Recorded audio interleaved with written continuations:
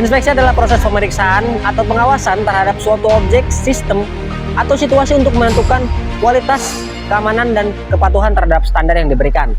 Inspeksi dapat dilakukan oleh pihak internal maupun pihak eksternal, seperti lembaga sertifikasi atau badan pemerintahan yang bertanggung jawab atas pengawasan tertentu. Dan kali ini di PT Noberigindo Samudra sedang dilakukan penginspeksian terhadap hoist crane yang baru saja teraplikasikan di gudang PPO Jababeka. Inspeksi kali ini dilakukan oleh pihak ketiga dari PT MIR dan pengawasan secara langsung oleh Dinas Tenaga Kerja atau Disnaker. Kira-kira bagian apa saja yang diperiksa dalam penginspeksian hoist crane dan faktor apa saja yang menentukan hoist crane itu baik dan layak digunakan? Berikut penjelasan dari Bapak Rahmat sebagai pelaku inspeksi yang menginspeksi hoist crane dari PT-nya. Perkenalkan, kita dari PT MIR Engineering, perusahaan PJK 3 untuk pesawat, angkat, dan angkut. Tahapan-tahapan apa saja yang diinspeksi untuk pesawat, angkat, dan angkut, tipe dan model overhead crane? Pertama-tama, kita membutuhkan dokumen manufaktur overhead crane tersebut, meliputi COC hoist tersebut dan desain manufaktur overhead crane tersebut.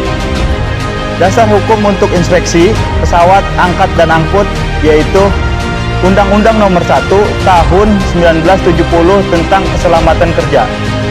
Yang kedua, Permenaker Nomor 8 Tahun 2020 pesawat angkat dan pesawat angkut. Yang ketiga, Permenaker Nomor 9 Tahun 2010 tentang pesawat angkat dan pesawat angkut.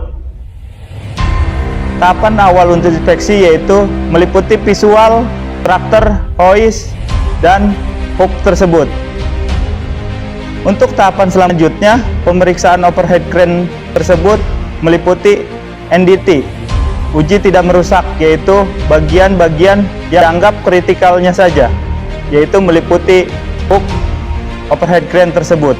Inspeksi selanjutnya, memastikan bahwa overhead crane bisa mengangkat sesuai kapasitas. Kita lakukan uji load test, yaitu uji tidak merusak sesuai kapasitas yang tertera dalam overhead crane tersebut.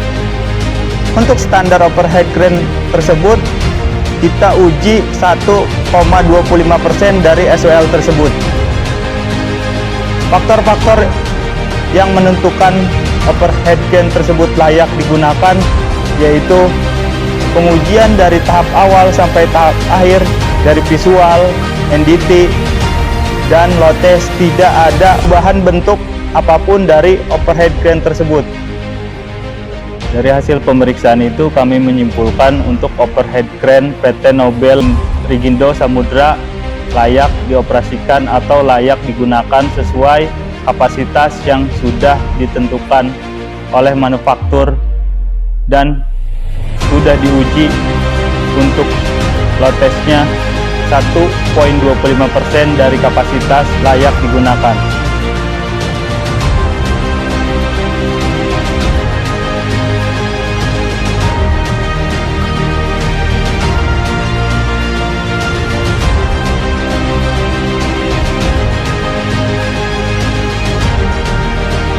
Seperti yang terlihat tadi adalah penjelasan serta proses inspeksi yang dilakukan oleh PT MIR terhadap overhead crane PT Noberigindo Samudra di gudang Jababeka.